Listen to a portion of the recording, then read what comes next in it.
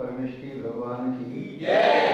अनंतानंत सत्य परमेश्वरी भगवान की जय। वर्तमान दिन शासनराशि वर्तमान महावीर भगवान की जय। परम पूज्य आचार्य भगवान श्री कुंद कुंद स्वामी मुनि महाराज की जय। परम पूज्य चारित्र चक्रवर्ती आचार्य भगवान श्री शांत सागर जी मुनि महाराज की जय। परम पूज्य सिद्धांत चक्रवर्ती आचार्य भगवान गुरुदेव श्री विद्यानंद जी मुनि महाराज की जय। श्रीमद जैन धर्म की जय। परम पूज्य आचार्य भगवान गुरुदेव श्री वैष्णव जी महाराज की जय। जैनम जयतु शासनम जैनम जयतु शासनम विश्व कल्याणकारकम विश्व कल्याणकारकम। उपस्थित धर्म स्नेही सत श्रद्धालु भव्य वर्ग पुंडरीक पुण्यात्मा महानुभाव आचार्य भगवान कुंद कुंद स्वामी जी द्वारा रचित शील पाहुड़ ग्रंथ की एक गाथा यहाँ पर लेते हैं। शील क्या है? शील शब्द के अनेक अर्थ हैं। जैसे शील का अर्थ है ब्रह्मचर्य व्रत। शील का अर्थ है श्रावक के 7 व्रत, 3 गुण व्रत, 4 शिक्षा। शील शब्द का अर्थ है स्वभाव, प्रकृति, पहली शील साहब एक अर्थवाची है। आचार्य महोदय शील पाहुड़ की इस 19वीं गाथा में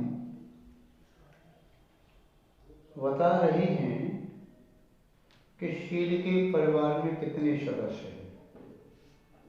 आपका परिवार होता है, आपके परिवार में कितने सदस्य हैं? पहले कभी हुआ करते थे परिवार में 10 सदस्य, 12 सदस्य, 15 सदस्य, 20 सदस्य। ऋषभदेव के परिवार में तो ज्यादा सदस्य थे। उनके माता पिता, उनके 1 पुत्र, 2 पुत्रियां, 2 पत्नी। बाद में पुत्रों की शादी हुई तो फिर हजारों रानियां उनकी हुई। भरत चक्रवर्ती की 96 रानियां, फिर उनके पुत्र पुत्रियां, बड़ा परिवार होता चला। पहले था संयुक्त परिवार, सुखी परिवार। संयुक्त परिवार निश्चिंत परिवार। संयुक्त परिवार आनंद प्रदायक परिवार। संयुक्त परिवार निराकुल परिवार। किंतु अब स्लोगन दूसरा आ गया। अब नारा क्या लगाते हैं? छोटा परिवार सुखी परिवार। ऐसा नहीं है। यूं तो शास्त्रों में लिखा है कि आप पूरे परिवार के बीच में रह करके भी अकेले ही रहो। अपना मोह कम करो, राग द्वेष कम करो, कषायों को मंद करो। परिवार में संख्या कम हो जाने से राग द्वेष मोह कम नहीं हो जाता है। संभव है जिसके 1 बेटा या 1 बेटी या 2 बेटे कम सदस्य हैं तो उनका राग और तीव्र हो जाता है, और राग की तीव्रता में बालक बालिका संस्कारहीन होकर के बिगड़ने लगते हैं। यहाँ पर शील के परिवार के बारे में कह रहे हैं। शील का आशय समझिए किसी व्यक्ति का नाम नहीं। शील एक धर्म है, गुण है, व्रत है, उसके बारे में बता रहे हैं। क्या बता रहे हैं? जीव दयादम सत्यम अचौर्यं ब्रह्मचर्य संतोषे संबद्धं शरणानं तवो यशील सपरिवारो। शील के परिवार में कुल 10 सदस्य हैं। कौन कौन से हैं? जीव दया, जिस परिवार का मुखिया शील है उस परिवार का प्रमुख सदस्य है जीव दया। जीव दया के बिना शील का परिवार सूना सूना सा है। शील के परिवार में यदि जीव दया न हो, अहिंसा न हो, करुणा न हो, ऐसा लगता है जैसे शील के परिवार के किसी प्रमुख व्यक्ति का वियोग हो गया हो। जीव दया ऐसा भी कह सकते हैं, शील के परिवार का वह प्रमुख सदस्य है जिसे जनक कहते हैं, पिता कहते हैं, जिसके बिना शील का जन्म नहीं। अहिंसा जब पल्लवित होती है, पुष्पित होती है, फलित होती है, वृद्धिंगत होती है, तब शील आदि व्रत जीवन में आना प्रारंभ होता है। जीव दया यह धर्म का मूल है, सभी धर्मों का सार है। बिना दया के धर्म की कल्पना भी नहीं की जा सकती।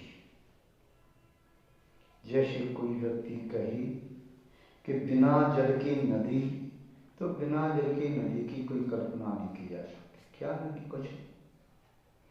कोई कहे जौहरी की दुकान, रत्न एक भी नहीं, कहाँ सा ढेर है। कोई कहे पुष्प वाटिका, पूरी वाटिका में पुष्प एक भी नहीं। ऐसे ही यदि जीवन में दया धर्म नहीं तो कुछ भी नहीं। जैसे चेतना में, जीव में 2 चेतना होती है, ज्ञान दर्शन चेतना। बिना चेतना के जीव जीव नहीं होता। चैतन्य लक्षण, जीव का लक्षण चेतना है। चेतन लक्षणो जीवा तद रुचितो अजीवा। ऐसे ही धर्म का लक्षण भी है तो दया है, अहिंसा है। जीव दया, दम, इंद्रियों का दमन करना। जहां पर इंद्रियों का दमन है, इंद्रियों की अनर्गल प्रवृत्ति नहीं है, स्वेच्छाचारी प्रवृत्ति नहीं है, समझना चाहिए वह शील के परिवार का सदस्य है। यदि असंयम है, स्वेच्छाचारी प्रवृत्ति है, इंद्रिय के विषयों पर नियंत्रण नहीं किया, जो विषय आया उसका सेवन किया, नहीं मिला तो उसकी आकांक्षा की, तो ये असंयम, स्वेच्छाचारी प्रवृत्ति, यह शील के परिवार का सदस्य तो नहीं हो सकता, कुशील के परिवार का हो सकता है। जीव दया दम सत्यम। इंद्रिय दमन के उपरांत आता है अगला सदस्य, वो है सत्य। सत्य को भी जीवन की प्राण वायु कह सकते हैं। धर्म रूपी सदस्य के प्राण सत्य रूपी प्राण वायु पर आधारित है। यदि सत्य की प्राण वायु नहीं है तो शील या धर्म टिक नहीं पाएगा। तीनों लोकों में अनादिकाल से मिथ्यात्व का प्रभाव विस्तार को प्राप्त कर रहा है। तीर्थंकर आदि महापुरुषों का जो अवतार होता है तब मिथ्यात्व, अज्ञान, असंयम का अंधकार तिरोहित होता है। उनकी अभाव में फिर काल रात्रि आती है, शाम बादल छा जाते हैं और अंधकार ही अंधकार दिखाई देता है।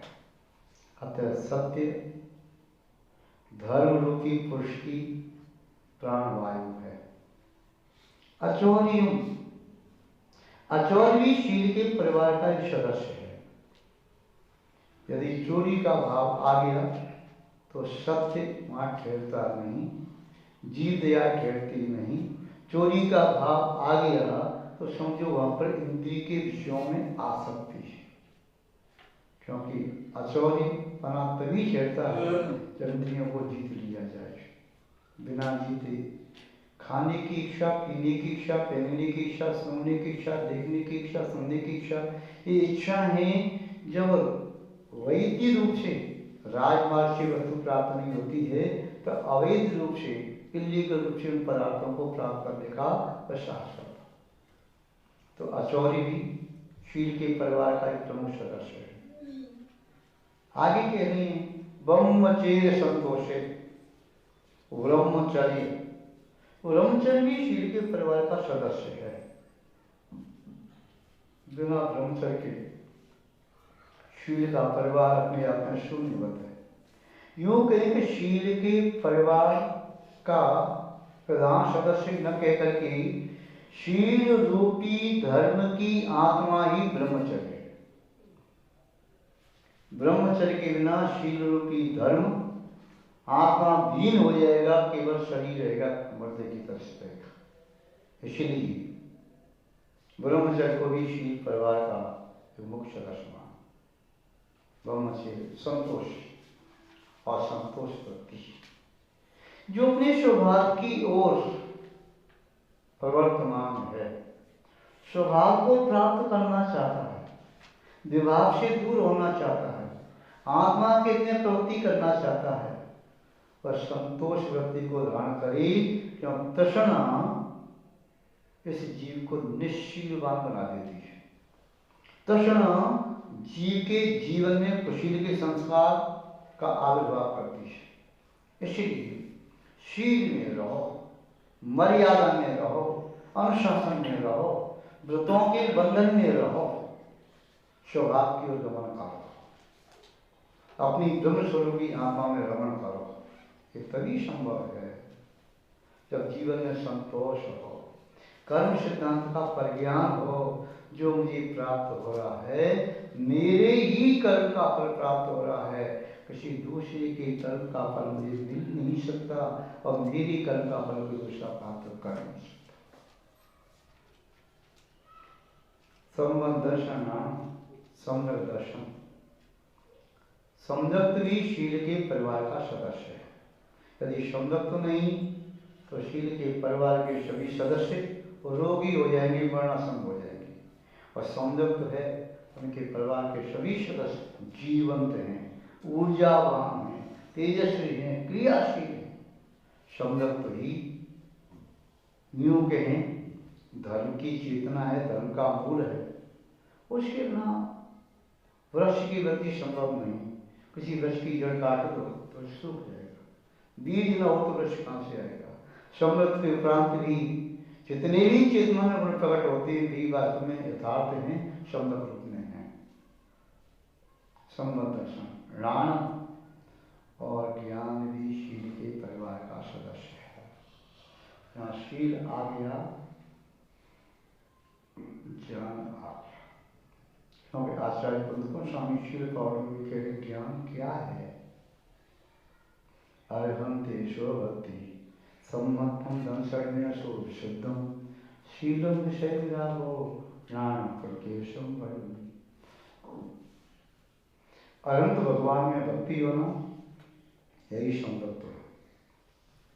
अर्हन्ते स्वभक्ति सम्मतम दंसर्णेन सो विशुद्धम, और दर्शन की विशुद्धि, समृद्ध की विशुद्धि, निर्मलता आती चाहिए। शीलम विषय विरागो, और शील क्या है? विषयों से वृत्ति। जहां पर विषयों से वृत्ति है, चित्त में निर्मल भक्ति है अनंत भगवान के प्रति, जिस भक्ति से समृद्ध निर्मलता को प्राप्त हो रहा है, जो दो वस्तुएं इसके पास हैं, उसके पास सुंदर ज्ञान है। यथार्थ अनंत भक्ति हो, प्रदर्शन के लिए नहीं, आत्मदर्शन के लिए। यथार्थ यहाँ अनंत भक्ति है, और जहां पर स्वकीय वैराग्य से विषयों से वृत्ति हुई है, उधार का वैराग्य नहीं चलेगा, किराए का वैराग्य नहीं चलेगा, मांगे का वैराग्य नहीं चलेगा, किसी से बोल खरीदा हुआ वैराग्य नहीं, अपनी आत्मा की भूमि में पैदा हुआ वैराग्य ही आत्म कल्याण करने में समर्थ होता है। यहाँ कहा ज्ञान शील का प्रवास सब देख रहे हैं, उसका एक सदस्य ज्ञान विवेक, जिसकी वृद्धि होते होते ही शील निर्दोष होता है। ज्ञान की वृद्धि होते होते ही वैराग्य और समृद्धि वृद्धि को प्राप्त करते हैं। ज्ञान की वृद्धि होते होते ही तत्व चिंतन होता है। ज्ञान की वृद्धि होते होते वैराग्य के साथ साथ संयम आता है, और समृद्ध ज्ञान की वृद्धि होते होते ही जीवन में तप आता है, इच्छाओं का निरोध होता है, और समृद्ध ज्ञान की वृद्धि होते होते चित्त का ज्ञान में एकाग्र हो जाना वह ध्यान बन जाता है, जो असंख्यात गुणित कर्म निद्रा का कारण है। संबद्धर्षणाम तवो ये शीलस परिवार, और तप ये शील का परिवार है। तप का ज्ञान दीक्षा लोग 6 बाह्य तक 6 तक अनशन उलूदल प्रति प्रसंख्या दुष्प्रत्याग युक्ति सिंहासन काय के लिए शरीर भैरम तप में मिथ्या दृष्टि भी कर सकता है, बाहर से देखने में आते हैं, किंतु इन तप के माध्यम से अंतरम तप की प्राप्ति होती है। प्रायश्चित विनय वैयावृत्ति श्राद्ध विसर्ग और ध्यान जो संभव दृष्टि के द्वारा ही किए जा सकते हैं, मिथ्या दृष्टि के द्वारा नहीं। इन 6 तपों की अनुभूति संभव दृष्टि अंदर में करता है, तो 6 अंतरम तप हैं। ये शील के परिवार हो, और शील के परिवार में 9 सदस्य हुए। 10 कहाँ से हुए? 10 कहाँ से हुए? जीवदया, दम, सत्यम, अचौर्यम, ब्रह्मचर्य, संतोष, संबद्धर्षण, ज्ञान और तप 9 हुए, और आप पहले 10। शील के परिवार के हैं सभी 9 सदस्य, और शील के बाहर है क्या? शील का परिवार जिसका ही परिवार है, तो वह व्यक्ति उसके परिवार का सदस्य है कि नहीं है? जैसे एक प्रमोद की बात बताएं आपको। एक व्यक्ति ने कहा, भाई अधिकांश मजाक चुटकुले सरदार पर बनाया जाता है, क्यों, क्या कारण? मीटिंग चली बहुत देर तक, समाधान नहीं निकला। दोपहर में एक व्यक्ति बाहर गया पान की दुकान पर पान खाने के लिए, पूछा क्या बात है, क्यों मीटिंग चल रही है? हम सब लोग आज इस बात का निर्णय करने के लिए इकट्ठे हुए हैं कि लोग हमारे को चुटकुला क्यों बनाते हैं, हमारे ऐसी क्या कमी है? कोई संता बंता का चुटकुला है, कोई किसी और का चुटकुला है, कोई किसी और का चुटकुला है, ये सब चुटकुले। पान वाले ने कहा, भैया मेरी बात का उत्तर दे दे। क्या? मेरे परिवार में 3 सदस्य हैं। क्या बोला पान वाला? कि मेरे परिवार में 3 सदस्य हैं। उसने कहा, सरदार जी ठीक है भाई, है तो अच्छी बात है, अरे मेरी बात का उत्तर तो दे। अब तो कह रहा है 3 सदस्य हैं। एक सदस्य मेरी माँ, दूसरी मेरी पत्नी। अब ये बताओ मेरे परिवार में तीसरा सदस्य कौन है?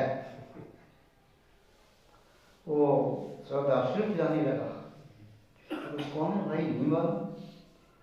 वो पान वाला कहता है, अरे भाई नहीं बता पाए, बस यही कारण है इसलिए आप पर चुटकुले बनते हैं।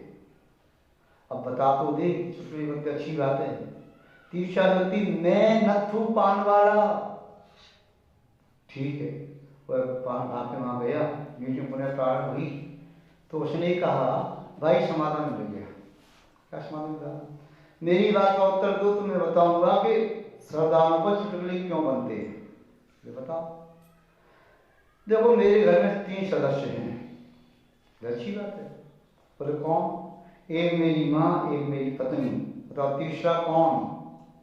वो सब सिर्फ खुजाने लगे, तीसरा कौन? भाई मुझे क्या मालूम तेरे पर तीसरा कौन? तो बताओ लगाओ, तो तू ही बता। तीसरा है नथु पान वाला। अरे भाई नथु पान वाला अपने परिवार का सदस्य है, तेरी परिवार थोड़ी। तो हम ये बता रहे हैं नथु पान वाला अपने परिवार का सदस्य है, ये नहीं कहेगा मेरे परिवार में 2 सदस्य हैं, मेरी पत्नी मेरी माँ, मैं भी सदस्य हूँ। ऐसे ही शील के परिवार के 9 सदस्य बता रहे हैं, तो शील भी तो उस परिवार का मुखिया है। तो कितने सदस्य हो गए? 10। प्राय करके लोग कहते हैं शील के परिवार में 9 सदस्य हैं, किंतु आप ध्यान रखना कितने सदस्य हैं? 10। यदि आपने 9 कहा तो 10वां बराबर नथु पान वाला पकड़ना पड़ेगा। तो ध्यान रखना है कि शील भी अपने परिवार का मुख्य सदस्य है, उसे अलग नहीं किया जा सकता। आज हमने शील के सदस्यों के सामने चर्चा की। शील एवं उसके 9 सदस्य और अर्थात उस परिवार में 10 सदस्य हैं। ये 10 सदस्य ही वास्तव में समण के 10 धर्म उत्तम, क्षमा, मार्दव, आर्जव, शौच, सत्य, संयम, तप, त्याग, आकिंचन, ब्रह्मचर्य, इन 10 धर्मों को प्राप्त करने के कारण इनके माध्यम से आत्मा में निवास करने में सक्षम होती है, परमात्मा का अनुभव करती है। तो आप सभी लोग अपना समीचीन पुरुषार्थ करके अपनी आत्मा में शील के 10 सदस्यों को प्रकट करें और आप स्वयं अपनी आत्मा को आत्मा में लीन करें। आप सबका मंगल हो, शुभ हो, कल्याण हो। आज बस इतना ही पर्याप्त है। शेष चर्चा पुनः कभी बाद में करेंगे। जय पंच परमेश्वरी भगवान की, परम पूज्य आचार्य गुरुदेव श्री विद्यानंद महाराज की, जैन धर्म की।